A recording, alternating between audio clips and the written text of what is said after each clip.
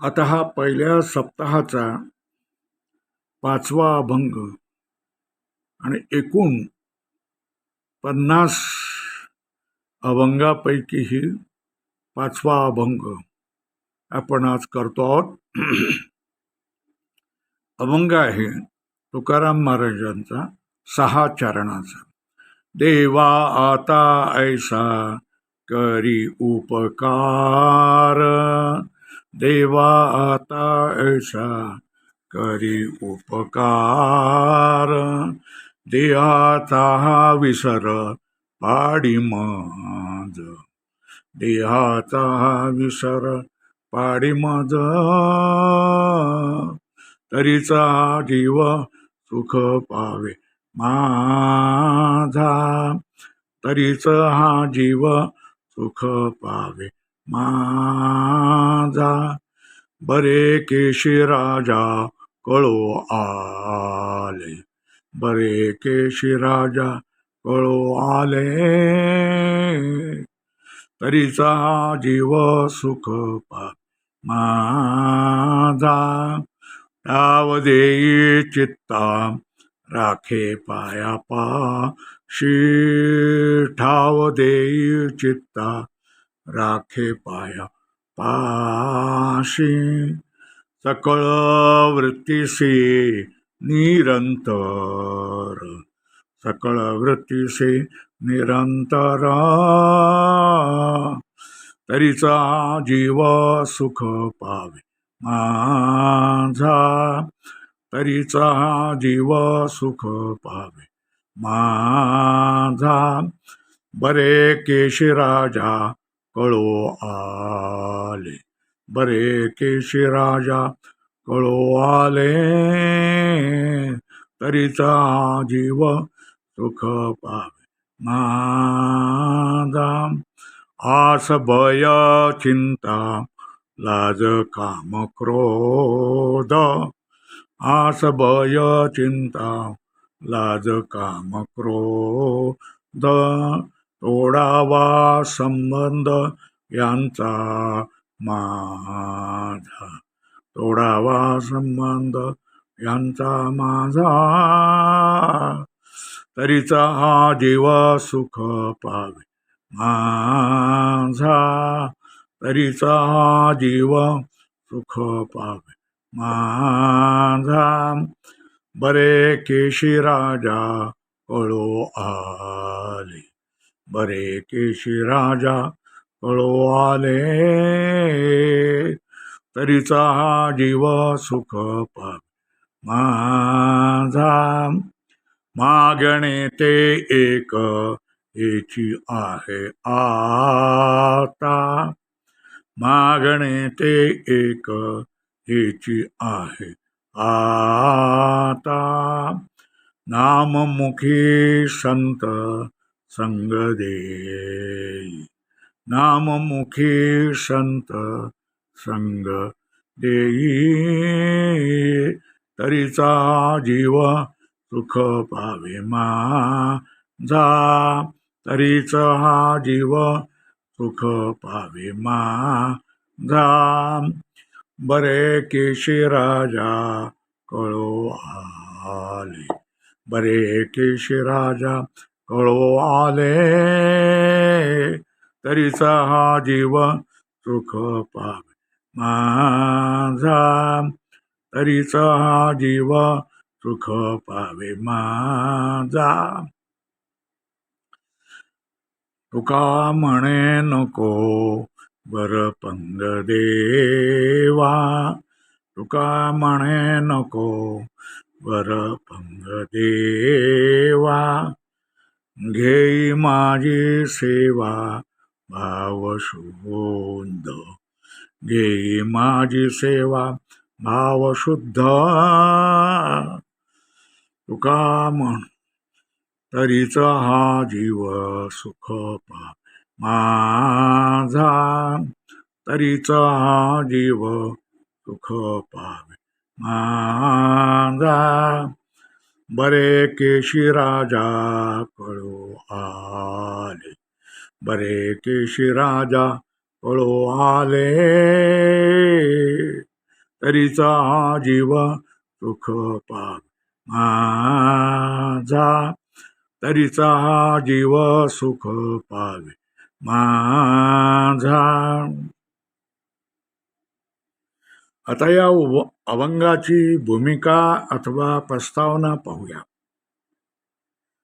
या अभंगामध्ये अशा एका साधकाचे आणि त्याच्या देवाकडील मागणीचे वर्णन आहे की ज्याला साधनेच्या साध्याविषयी जराही संशय नाही. त्याने भगवंतालाच आपल्या साऱ्या जीवनाचे आणि साऱ्या साधनेचे साध्य मानलेले आहे. पांडुरंग ध्यानी पांडुरंग मनी, अशा तऱ्हेने पांडुरंग परमात्मा हे त्याच्या साधनेविषयी मनामध्ये संशय नाही. त्याच्या मनात साधनेचे स्वरूपही निश्चिंत आहे. काय ते? ध्याईन तुझे रूप, गाईन तुझे नाम, ध्याईन तुझे रूप, गाईन तुझे नाम, अनन करी काम जेव्हा मुखे, अनन करी काम जेव्हा मुखे. किंवा चित्ती तुझे पाय डोळा रूपाचे ध्यान,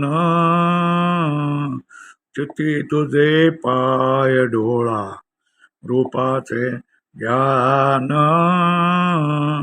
अखंड मुखी नाम तुमचे वर्णावे रूप, अखंड मुखी नाम तुमचे वर्णावे रूप.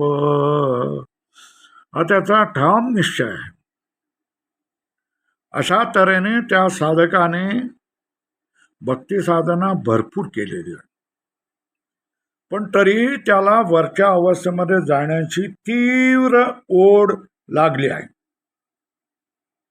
पण त्याच्या साधनेसमोर काही प्रतिबंध उभे राहिले आहेत. त्या प्रतिबंधांना दूर कोण करेल हेही त्याला ठोक माहिती आहे. वाट दावी हात करी धरोनिया, भगवंत त्याच्या साधनेमधील अडथळे दूर करेल अशी त्याची पूर्ण श्रद्धा आहे. संस्कृतमध्ये उपनिषदामध्ये एक मंत्र आहे, यमे वेश वृणते तेन लभ्यस तैसैष आत्मा विवृणते तनुस्वाम. याचा अर्थ, साधकाने ज्या परमात्माला आपल्या साधनेचे लक्ष्य म्हणून स्वीकारले आहे, तो परमात्मा त्याच्या साधनेमधील सर्व अडथळे दूर करतो. त्याला परमार्थाच्या योग्य वाटेवर ठेवतो. त्याच्या बुद्धीमध्ये उभे असलेले भेद नष्ट करतो. तुकाराम महाराज म्हणतात, माझ्या विठोबाचा कैसा प्रेम भाव, आपणची होय देव गुरु, पडिये देव भाव पूर्वी वासना, अंतिते आपणा पाशी न्यावे. गीतेमध्ये सर्वार्थाने भगवंताला जो शरण जातो, जो शरण आला आहे, त्याची सर्व पापे, सर्व त्रास, सर्व क्लेश भगवंत दूर करतो. हे सर्व धर्मान परित्यज्य मामेकम शरणं व्रज, अहं त्वां सर्व पापेभ्यो मोक्षयिष्यामि मा शुच, असे आश्वासन दिले आहे. सगळ्या संबंधांना, सगळ्या धर्मांना, सगळ्या कर्तव्यांना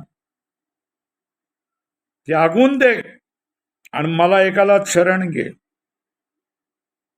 मी तुला सर्व पापापासून मुक्त करेन, शोक करण्याचे काही कारण नाही, असे आश्वासन दिले आहे. या अभंगामध्ये जर पहिला चरण आपण लक्षात ठेवला तर साधकाची अत्यंत महत्वाची अशी मागणी आहे, ती म्हणजे देहाचा हा विसर पाडी मज. देहाचा विसर पाडी मग देहाचा विसर पडावा, त्याचं कारण काय? तर त्याचे उत्तर दिले आहे दुसऱ्या चरणात, तरीचा हा जीव सुख पावे माझा, बरे केशराजा कळवाले. देहाचा विसर पडावा यासाठी साधनाची मागणी तो देवापाशी करतोय. तिसऱ्या चरणात, ठाव देई चित्ता राखे पाश पायापाशी, सकळ वृत्तीसी निरंतर. त्यासाठी दुसरी मागणी केली आहे चौथ्या चरणात, आस भय चिंता लाज काम क्रोध तोडावा संबंध याचा माझा. या सगळ्यानंतर सगळ्याचं उत्तर म्हणून एकच मागणी स्पष्टपणे देवाला सांगतोय. मागणे ते एक हीची आहे आता, पाचव्या चरणामध्ये, नाममुखी संत संग देई. हे मागणं झाल्यानंतर शेवटल्या चरणात तुकाराम महाराज देवाला वचन देत आहेत, देवा या माझ्या मागण्या तू पुरवणार आहेस, तर माझी सेवा मी तुला देतो. ती सेवा वरवरची नाही बरं का, ती सेवा भावशुद्ध आहे, ती तू स्वीकारावीस. ही झाली भूमिका किंवा प्रस्तावना. आता या 6 चरणी अभंगाचा प्रत्येक चरणाचा सविस्तर विचार करू. पहिला चरण आहे, देवा आता ऐसा करी उपकार, देहाचा हा विसर पाडी मज. गीतेमध्ये देवान भावयतानीन ते देवा भावयंतु वहा, परस्परम भावयन्तः श्रेयः परम अवाप्सत, असे एका मंत्रामध्ये म्हटले आहे. हे मानवानो, तुम्ही देवाची भावना कराल तर देवही तुमची भावना करतील, असे म्हटले आहे. ज्ञानेश्वर महाराज म्हणतात, तुम्ही देवाते बजाल देव तुम्हा तुष्टतील, ऐसी परस्परे घडेल प्रीती जेठ. अर्थात स्नेहामध्ये प्रेमामध्ये व्यवहार होतो, देणे घेणे होतो. साधकाने श्रवण अर्चन वंदन कीर्तन विष्णु स्मरणम पादसेवनम सख्यम दास्यम अशा प्रकारची नवविधा भक्ती दीर्घकाळ केली आहे. स तू दीर्घकाळ नैरंतर्य सत्कार आसेवितो दृढब्रह्मी. या पतंजल सूत्राप्रमाणे भगवंतावर दीर्घकाल निरंतर सत्काराने जर भगवंताची भक्ती केली ती श्रद्धा अत्यंत दृढ बनते. देव आणि भक्त या नात्यामध्ये हे प्रेमाचे नाते, हे प्रेमाचे नाते केवळ सेवेमुळे होते. काया वाचा मने झाला विष्णुदास, काम क्रोध त्यासी बाधिती ना. विश्वासी तो करी स्वामीवरी सत्ता, सकळ भोगिता होई त्याचे. अशा तऱ्हेने तुकाराम महाराज म्हटले, देव आणि भक्त या नात्यामध्ये हे प्रेमाचे नाते केवळ सेवेमुळे होते. या सेवेचा प्रारंभ साधकालाच प्रथम करावा लागतो. देव त्याची बराच काळ परीक्षा घेतो. ही परीक्षा उत्तीर्ण झाल्यावर देव आपल्या भक्त्याला हवे ते देतो. कारण विश्वासी तो करी स्वामीवरी सत्ता सकळ भोगिता होई त्याचे, याचे ज्ञान त्यास आहे. म्हणतो देवाला आता माझ्यावर उपकार कर अशी मागणी करतो. इतकी सगळी सेवा तुझी केल्यानंतर तू प्रसन्न झाला असशील तर आता माझ्यावर उपकार कर अशी मागणी करतो आहे. संत देवाजवळ मागणी करतो हे जरा विचित्रच वाटते नाही का? कारण संतांचं म्हणणं आहे न लगे मुक्ती धनसंपदा.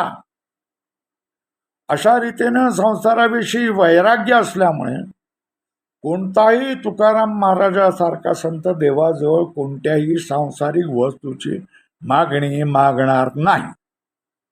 कारण ते वैराग्याला आलेले आहेत. लाथाळीला संसार केला षडूर्मीचा मार, जन धन तन केले ऋणावने समान. अशा प्रकारचे वैराग्य तुकाराम महाराजांजवळ होते.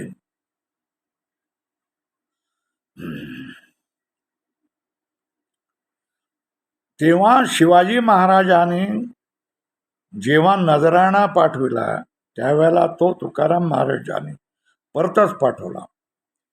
तेव्हा संसाराविषयी ते काहीच मागणी करत नाहीत.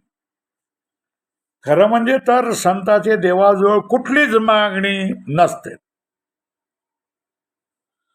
पण जो साधक साधनेच्या उच्चावस्थेपर्यंत पोचलेला नाही त्याच्या अंतःकरणात आपण परमार्थाच्या उच्चावस्थेचा आनंद प्राप्त करावा ही शुभवासना असते. ही शुभवासना त्याला स्वस्थ बसू देत नाही. ती त्याला देवाजवळ मागणी करायला लावतेच. तीच तुकाराम महाराज करतात. कारण त्यांना काही प्रतिबंध आड येताना दिसत आहेत. त्या सर्व प्रतिबंधामध्ये देह हा प्रतिबंध त्यांना सर्वात मोठा अडथळा वाटतो. देह हा प्रतिबंध त्यांना सर्वात मोठा अडथळा वाटतो. खरे पाहिले तर परमार्थाची साधना देहाशिवाय होऊच शकत नाही. परमार्थ साधनेमध्ये देह हा साधक आहे, बाधक नाही. तुकाराम महाराज म्हणतात, शरीर उत्तम चांगले, शरीर उत्तम चांगले, शरीर सुखाचे घोसले, शरीर सुखाचे घोसले, शरीरे साध्य होय केले, शरीरे साध्य होय केले, शरीरे साधले परब्रह्म, शरीरे साधले परब्रह्म, शरीर सकळी शुद्ध, शरीर सकळही शुद्ध, शरीर निधीचाही निध, शरीर निधीचाही निध, शरीरे तुटे भवबंध, शरीरे तुटे भवबंध, वसे मध्यभागी देव शरीरा, वसे मध्यभागी देव शरीरा. अशा तऱ्हेने शरीर हा भगवंताच्या प्राप्तीमध्ये साधक आहे, बाधक नाही. मग शरीराची अशी भलामण तुकाराम महाराज करतात. बघा डोळ्यानेच म्हणतात बघा, सदा माझे डोळे जडो तुझे मूर्ती, सदा माझे डोळे जडो तुझे मूर्ती, घे घे माझे वाचे गोड नाम विठोबाचे, घे घे माझे वाचे गोड नाम विठोबाचे, तुम्ही घ्या रे डोळे सुख पहा विठोबाचे मुख, तुम्ही या रे डोळे सुख, पहा विठोबाचे मुख. तुम्ही ऐका रे कान, माझ्या विठोबाचे गुण. तुम्ही ऐका रे कान, माझ्या विठोबाचे गुण. अशा तऱ्हेने भक्तीचे साधन देह आहेच ना. तुकाराम महाराज स्वतः डोळ्यांना, मुखाला, वाचेला, कानाला हे विठोबाचे गुण गाण्याचं सांगतायत. देवाची सगुण भक्ती ही शरीरानेच होत असते. डोळे हे देवाचे रूप दाखवतात, कान देवाचे गुण ऐकवतात, पाय देवालया जवळ घेऊन जातात, हात पूजा करतात. तेव्हा भक्तीचे साधन हा देहच आहे, देह सहाय्यक आहे. असे असताना देहाचा हा विसर पाडी मज, देहाचा हा विसर पाडी मज, अशा तऱ्हेने जणू काही साधनेमध्ये देहच आडवा येतोय असे काम. यासाठी माझ्या जीवनात घडलेला एक दृष्टांत आता मला सांगतो. मी माझ्या साधनावस्थेमध्ये मथुरेला गेलो होतो. तेथे बाके बिहारच्या मंदिरात बाके बिहारीचे दर्शन घेत होतो. डोळे मिटून ते रूप मी साठवण्याचा प्रयत्न करत होतो. तेव्हा एक बैरागी बाबा माझ्या जवळ आला आणि मला हलवत हलवत म्हणाला, अरे भगवान के लिए तुमने आंखें बंद की, अब भगवान भी तुम्हारे लिए आंखें बंद करेगा. खोल दो आंखें और खुली आंखों से भगवान के वैभव का आनंद ले लो.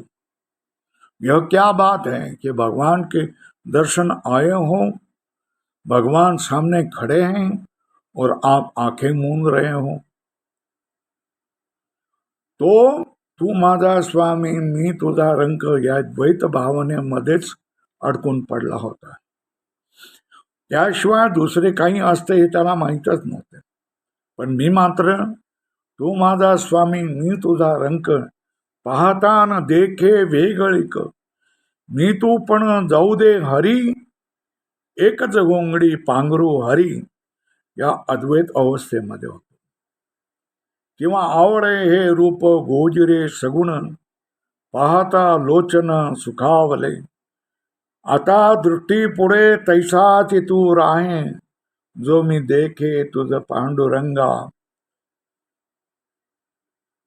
आवडे हे रूप गोजिरे सगुण, आवडे हे रूप गोजिरे सगुण, पाहता लोचन सुखावले, पाहता लोचन सुखावले, आता दृष्टी पुढे तैसाची तू राहे, आता दृष्टी पुढे तैसाची तू राहे, जो मी देखे तुझा पांडुरंगा, जो मी देखे तुझा पांडुरंगा, आता दृष्टी पुढे तैसाची तू राहे, आता दृष्टी पुढे तैसाची तू राहे. बाहेर असलेल्या सर्व वस्तूंपासून भगवंताला वेगळे काढून त्याला मी माझ्या विशुद्ध अंतःकरणामध्ये साठवू पाहत होतो. पण डोळे आडवे येत होते, म्हणजे शरीर आडवे येत होते. माझी इच्छा फक्त भगवंताला पाहण्याची होती, पण डोळे बाके बिहारी दाखवत होते, सगळे जगही दाखवत होते, कान सगळे जग ऐकवत होते. पण माझे मन भगवंताला मनात कोंडण्यात अडकण्यात किंवा साठवण्यात अडकलेले होते. म्हणून मी बाधक डोळ्यांना बंद करून त्याच भगवंताचे रूप मनात स्थिर करण्याचा प्रयत्न करत होतो. तो बहिर्मुखी होता, मी अंतर्मुखी होतो. यातला फरक आहे. तो भगवंताच्या मूर्तीच्या बाह्य देहाच्या सुखाविषयी बोलत होता. मला भगवंताचे सकल सुख हवे होते, तेही कधीही बाधित न होणारे. हा दोघांच्या दृष्टीमधला फरक आहे. तो सर्वांना कळून येत नाही. तेव्हा या अभंगामध्ये भगवंताचे समग्र सुख भोगण्यासाठी देह बाधक बनताना दिसतोय. साधकाला देव आणि आपल्यामध्ये देह, इंद्रिय, मन, बुद्धी हे सगळे प्रतिबंधकच आहेत असे वाटते. म्हणून या प्रतिबंधाचा विसर पडण्यासाठी तो प्रयत्नशील आहे. पण आपले प्रयत्न तोकडे पडतायत हेही त्याला जाणवते. परमार्थाच्या मार्गावर श्री गुरु शिवाय इतर कोणताही नातेवाईक सुद्धा आपले मार्गदर्शन करावयास असमर्थ असतो.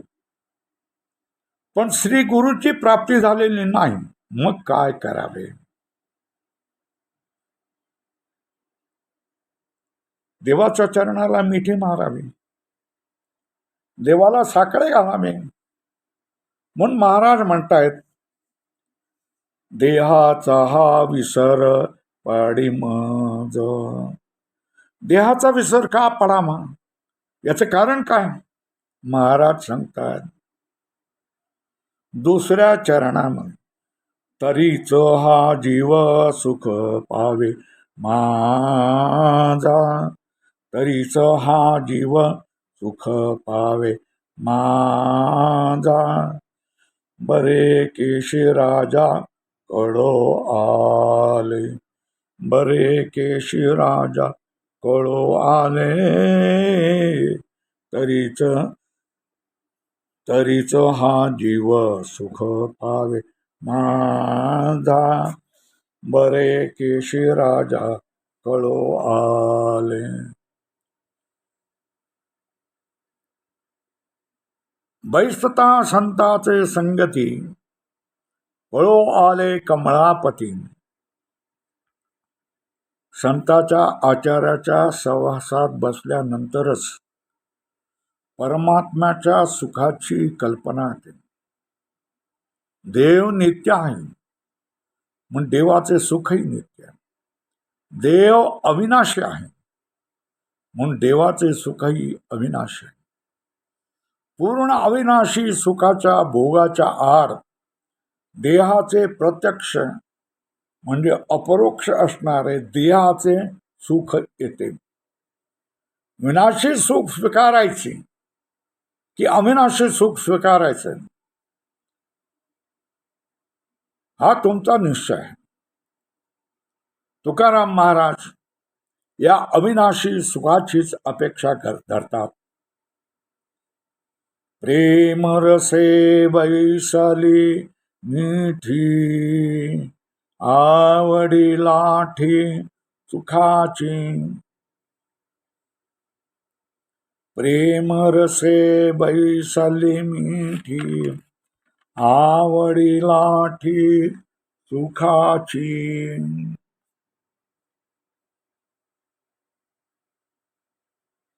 ब्रह्मरस गोडी तयाची फावली, वासना निमाली समूळ ज्याची. हा देहाचा विसर कसा पडेल?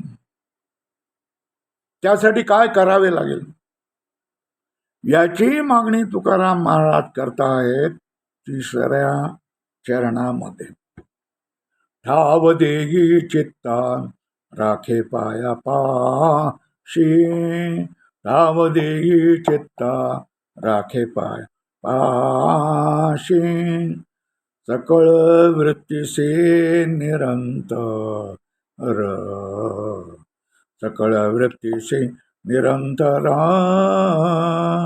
ठाव देही चित्ता राखे पाया पाशी, ठाव देही चित्ता राखे पाय पाशी.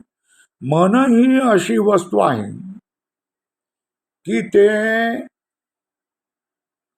कुठे ना कुठे गुंतूनच पडते. कुठे ना कुठे गुंतल्याशिवाय ते एकटे कुठेही राहू शकतच नाही. मनाला ठाव द्यावाच लागतो. पण ज्या ठावामध्ये ते गुंतले आहे, म्हणजे देहामध्ये, तो ठावच असा आहे की त्यामध्ये अडकलेल्या मनाला दुःख, क्लेश, त्रास हाच मिळतो. काही तात्कालिक सुखही मिळतात, म्हणून चित्ताचा हा ठाव बदलणे आवश्यक वाटते. चित्त देहामध्ये अडकले असते, ती अटकेची चित्ताला सवय लागलेली असते, त्यापासून चित्ताला बाहेर काढणे अवघड आहे.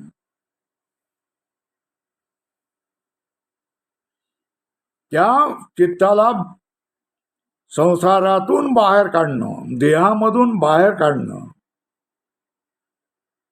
माझ्या हाती नाही, माझ्या शक्तीच्या, माझ्या ताकदीच्या बाहेर आहे. अशा वेळेला देवाचे साह्य साधकाला आवश्यक वाटते. देवाने साह्य केले, देवाने अनुग्रह केला, देवाने कृपा केली, तर तोच साधकाचा उद्धार आहे. या उद्धारासाठी साधक देवाला प्रार्थना करतो, या देहातून माझं चित्त उठव आणि माझ्या चित्ताला तुझा पायाचा ठाव म्हणजे आश्रय दे. अंतःकरणाच्या सकळ वृत्ती ज्या बहिर्मुख झाल्या आहेत, त्यांना तुझ्या पायावर अखंडित राख आणि अंतर्मुख कर.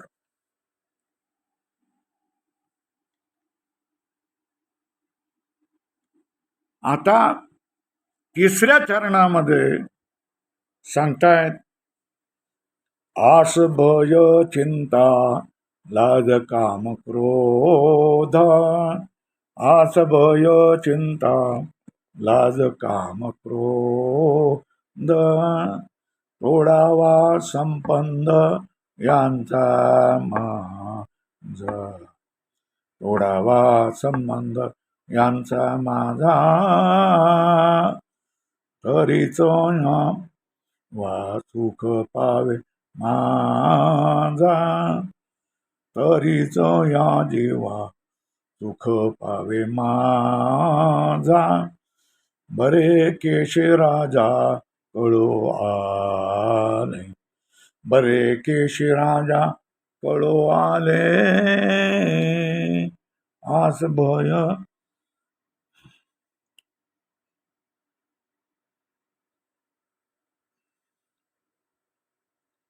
देहाच्या क्रियाकलापामध्ये जर चित्त अडकले असेल, त्या बाह्य विषयामध्ये मनाची वृत्ती जाईल,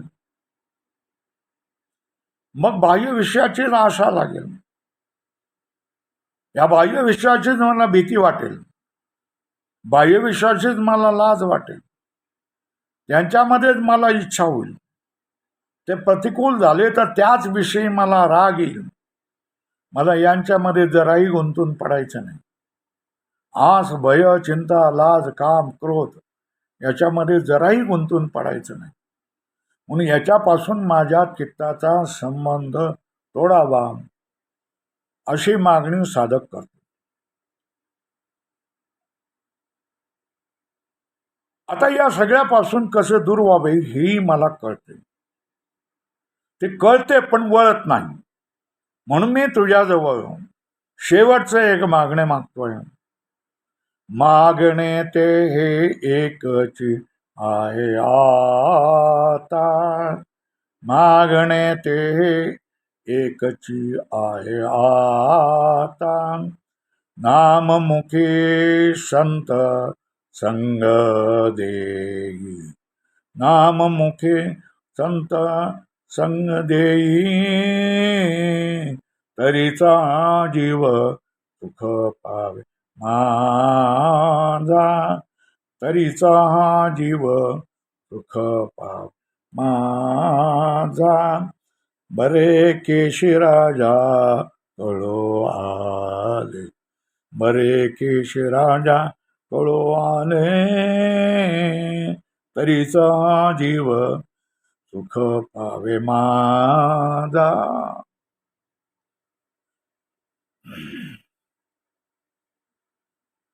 साधकाला हे सगळं माहीत आहे. की मनाला दुसऱ्या गोष्टीत गुंतवले तर ते तद्रूप होते आणि या गोष्टीपासून विसरून जाते, बहिर गोष्टीपासून विसरून जाते. पण हे आपल्या हाती नाही. म्हणून देवाने माझ्यावर कृपा करून माझ्या मुखामध्ये अखंडित देवाचे नाम राहील आणि मी सदैव संताच्या कोंडाळ्यात राहीन असे देवाने करावे. मुखात नाम राहिले तर इतर गोष्टी मी विसरून जाईन आणि संताच्या कोंडाळ्यात राहिलो तर फक्त देवाविषयी चिंतन होईल आणि मी वरच्या अवस्थेला पोहोचून जाईल. तुकाराम महाराज 6व्या चरणामध्ये म्हणतायत, देवाला सांगतायत, तुका म्हणे नको वर पंग सेवा, तुका म्हणे नको वर पंग सेवा, तुका म्हणे नको वर पंग सेवा, घेई माझी सेवा भाव शुंद, घेई माझी सेवा भाव शुंद. तुकाराम महाराज म्हणतात, हे सगळे तू मला देणार आहेस तेव्हा तुझी सेवा मी करतोच आहे, पण ती वरची नको व्हावी, ती उपचारासाठी होऊ नये, देखण्यापुरती होऊ नये. आदर, सत्कार, निरंतरता, श्रद्धापूर्वक आणि शुद्ध भावनेने केलेली माझी सेवा तू स्वीकार आणि माझ्या मागण्या, छोट्याशा मागण्या मान्य कर, अशा तऱ्हेने तुकाराम महाराजांनी सांगितलेलं आहे. आणि इथे हा अभंगाची सेवा संपते. पुंडलिक वरदा हरी विठ्ठल.